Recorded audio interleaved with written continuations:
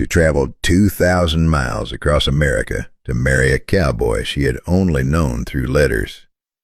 But when Sierra Vale finally arrived in Texas, the man waiting for her wasn't standing at the ranch.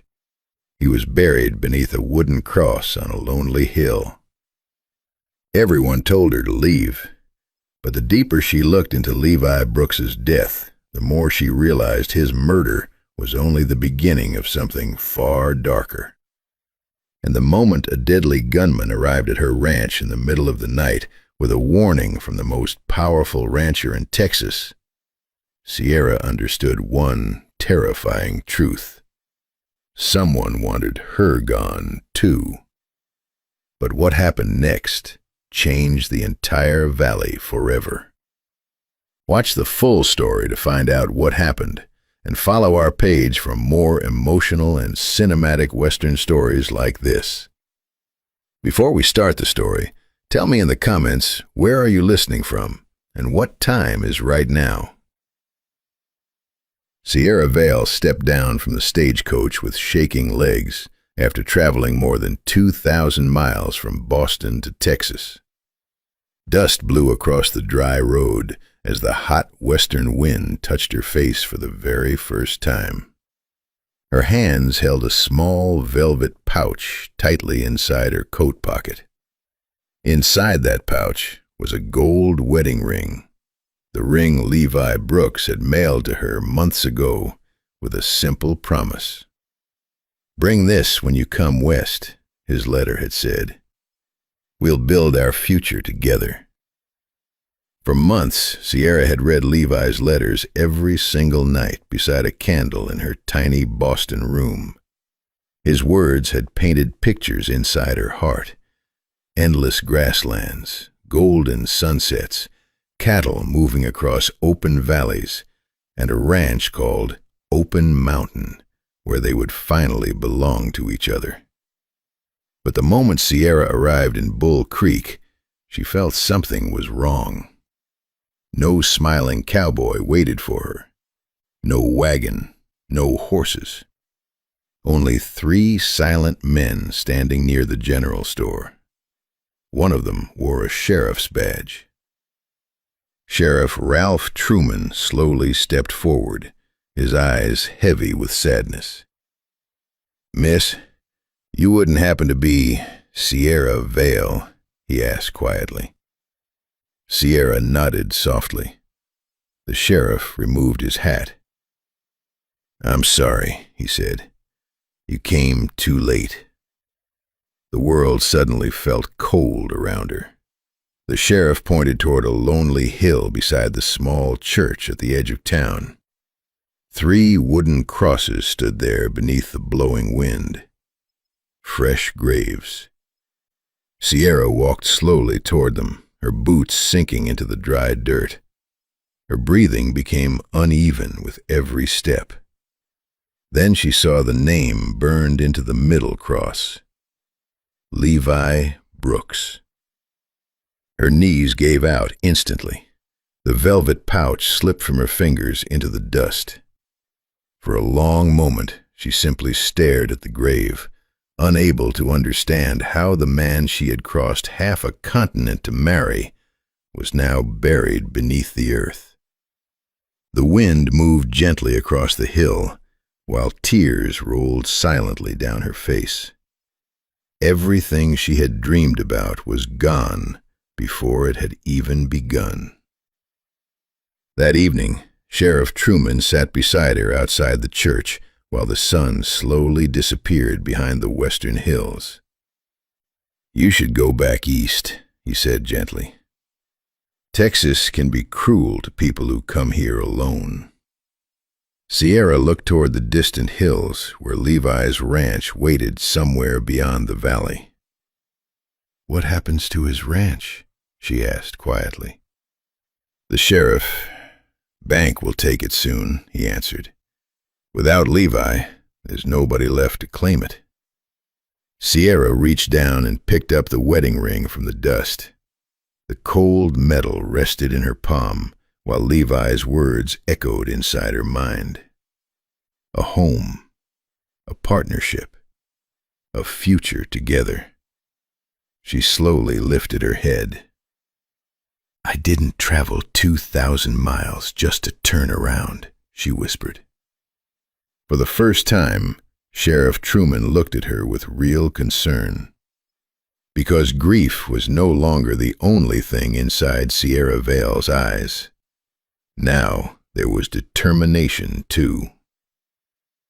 Before all of this, Sierra's life had been very different. Back in Boston, she had worked beside her father in a small shipping office near the harbor. She handled accounts, wrote letters, and kept records for merchants. Life was simple, but peaceful. Then sickness came during the winter. Within weeks, her father died. The business collapsed. The bank took everything. Even their apartment was gone. Suddenly, Sierra was alone in a city that did not care whether she survived or not. One evening, while sorting through old papers, she found a dusty, unopened letter addressed to her father. It was from Levi Brooks. The letter explained that Levi owned a ranch in Texas and needed help managing records and accounts. But near the end, the tone changed.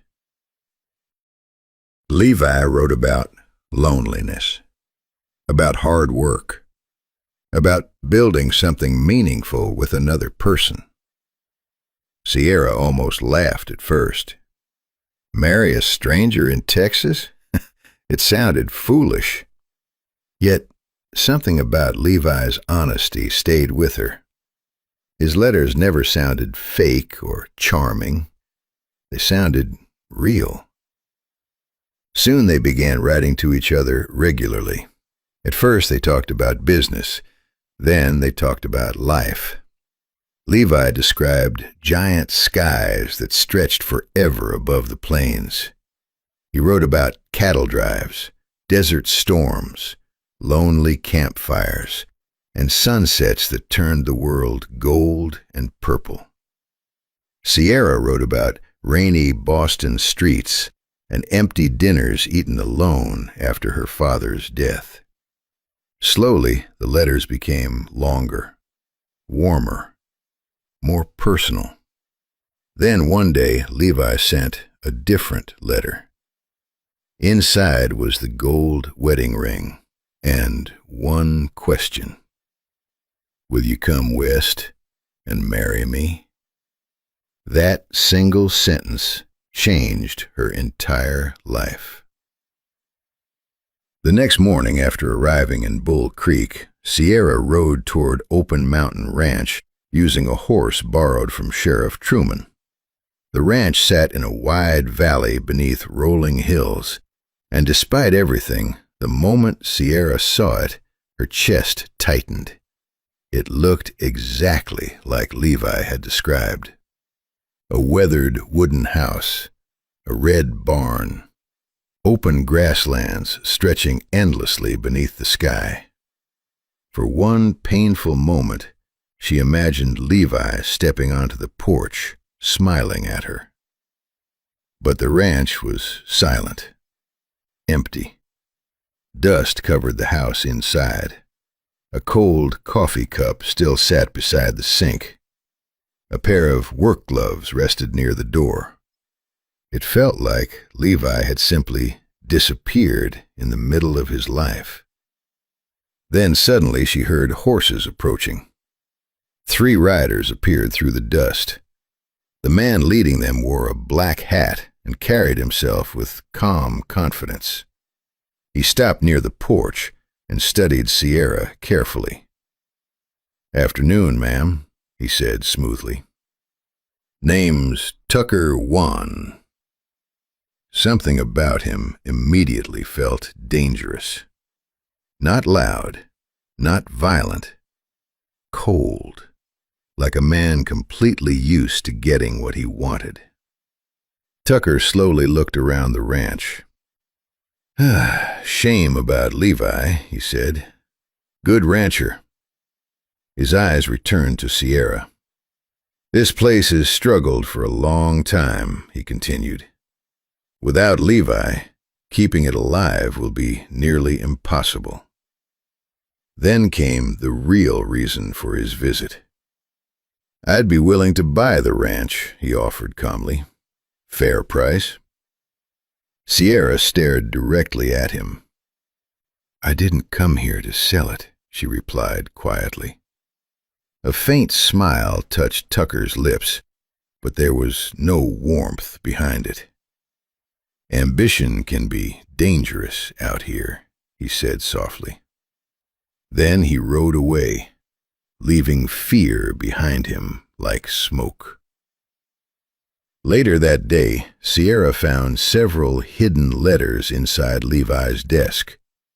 These letters had never been mailed, and the words inside them changed everything. Levi wrote that Tucker Wan had been threatening nearby ranchers for months. Ranchers who refused to sell their land suddenly suffered broken fences, stolen cattle, and violent attacks. Levi believed Tucker was trying to take control of the entire valley. Then Sierra found another line. If anything happens to me, someone needs to know the truth about Tucker Wan. Her hands trembled while reading. Suddenly, Levi's death no longer felt random. It felt planned. And now that she had refused to sell the ranch, Sierra realized she might become Tucker's next target. The following days were brutally hard. Sierra met two men who had once worked beside Levi. Colton Briggs, older, strong, quiet, and Sawyer Hale, younger, fast-talking, but loyal. At first they doubted her. Running a Texas ranch was nothing like keeping books in Boston. But Sierra refused to quit. She repaired fences until her hands bled, learned to move cattle, worked beneath the burning sun until her body ached. And slowly, Colton and Sawyer began respecting her. One evening, Sheriff Truman arrived with grim news. Tucker hired a gunman, he said quietly. Name's Harlan Crow. Even Colton looked uneasy hearing the name. Crow was famous for violence, and that same night he arrived. A tall rider in a dark coat stopped outside the ranch beneath the moonlight. Evening, ma'am, he said calmly. Mr. Wan asked me to deliver a message to... Everything about Crow felt deadly. He politely warned Sierra to leave Texas before sunrise. Bad things keep happening to stubborn people, he said with a faint smile. But Sierra stepped forward fearlessly. If Tucker wants this ranch, she said firmly, he can come take it himself. Crow studied her for a moment, then smiled. You've got courage, he admitted. But courage doesn't stop bullets. After Crow left, Sierra, Sheriff Truman, Colton, and Sawyer created a risky plan. They spread rumors through Bull Creek that Sierra had finally given up and was leaving Texas forever. But secretly, they returned to the ranch and hid inside the barn waiting for Crow to come. Late that night, horses approached through the darkness. Crow had returned. But the moment he stepped onto the porch, he called toward the barn. Go ahead and come out, he said calmly. Mr. Wan figured you might try this. Their trap had failed. Crow had expected everything. The air turned deadly silent as both sides faced each other in the moonlight. Sheriff Truman accused Tucker of murdering Levi and the other ranchers. Crow simply smiled. People die for all kinds of reasons out here, he replied coldly. Then gunfire exploded across the ranch. Bullets tore through the darkness. Horses screamed. Dust flew everywhere. Sawyer pulled Sierra behind a water trough while Colton fired toward the riders. Crow moved unbelievably fast, shooting at the sheriff while using one of his own wounded men as a shield. Everything became chaos. Then Sierra saw Crow preparing to kill Sheriff Truman. In that moment, fear disappeared. Only one thought remained. If she hesitated now, another innocent man would die. Her hand shook as she raised the revolver. She pulled the trigger. The shot cracked through the valley. Crow froze, then collapsed into the dirt. Silence fell over the ranch. Sierra stood trembling while smoke drifted from the gun barrel in her hands. The nightmare was finally ending. The next day, one of Crow's wounded men confessed everything. Tucker Wan had ordered the ambush that killed Levi and the other ranchers. He wanted their land. He believed fear would force everyone to sell cheaply. But Levi had refused, and that refusal had cost him his life. Sheriff Truman arrested Tucker Wan in Bull Creek. For the first time in years, the valley finally breathed freely again. The bank later reviewed Levi's letters and officially granted Sierra ownership of Open Mountain Ranch. Many people still doubted her at first, but others remembered the night she stood against Harlan Crow without running.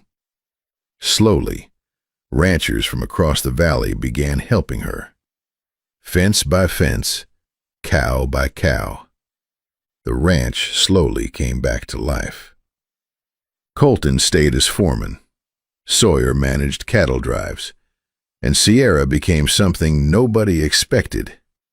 Not a frightened girl from Boston, but a true Western ranch owner. 4 years later, Open Mountain Ranch was thriving again. The fields were full of cattle. The barn had been rebuilt. Workers moved across the land every day. One evening during sunset, Sierra walked toward the small hill behind the church, carrying the velvet pouch she had brought all the way from Boston. Inside was Levi's wedding ring. She knelt beside his grave quietly, then placed the ring beneath the wooden cross. "We kept the ranch," she whispered softly. The wind moved gently through the tall grass around her. Sierra looked back toward Open Mountain Ranch, glowing beneath the orange sunset. That place was no longer just a dream written inside old letters. It was her home. She had arrived in Texas expecting to become a bride. Instead, she became something far stronger. A woman who refused to let fear, grief, or powerful men destroy the future someone she loved had fought to protect. Thank you so much for watching this story all the way till the end. If you enjoyed it, please hit the like button and share it with your friends. It really helps us a lot. If you want to watch more exciting stories like this, don't forget to subscribe our page right now. Tell me in the comments, where are you listening from and what time is right now? And if this story touched your heart, please send some stars. Every single star gives us huge motivation to keep creating more amazing videos for you. See you in the next story. Take care of you, friends. Take care.